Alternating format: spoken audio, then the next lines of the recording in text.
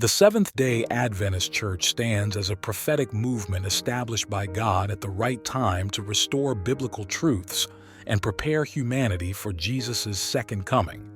Undoubtedly, the Church's mission and widespread presence in 212 out of the 235 countries and territories worldwide can be attributed in part to its well-organized structure and the disciplined and responsible management of its financial resources.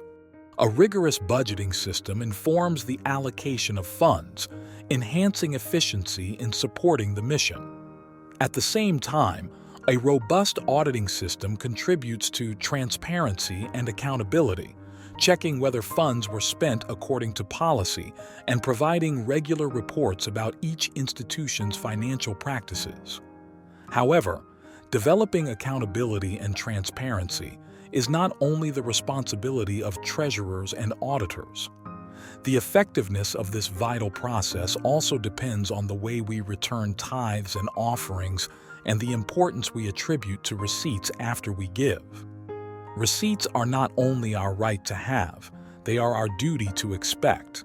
But obviously, receipts can only be provided to those who identify themselves in the real or virtual tithe and offering envelopes. For this reason, tithes and offering envelopes should be widely available in Adventist churches. When you use your envelope or give electronically, be sure you understand all giving options, that you clearly indicate what is tithe and what is offering, and that your offering will be distributed to equitably uphold the mission of the church at the same time locally, regionally, and internationally as Jesus told us to do in Acts 1:8. This fair distribution happens automatically when you give unassigned offerings in countries or regions that have implemented the combined offering plan.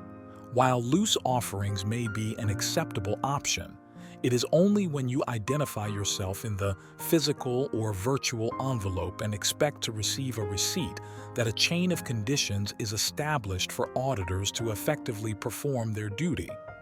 However, if, for instance, you decide to give your tithe anonymously without using an envelope, it may likely be recorded by the church treasurer as an offering.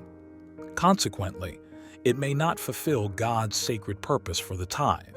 This example highlights the importance of using the envelope and identifying ourselves when giving, with the expectation of receiving a receipt. Once you have the receipt, it is advisable always to verify if the amount stated on it corresponds to what was given, and if the resources were allocated to the purposes that you indicated. This church is the body of Christ, with Him as its head, and He desires that all things be done in an orderly manner. As we work together to keep the church's financial system reliable and efficient, may we put our desires last and God first.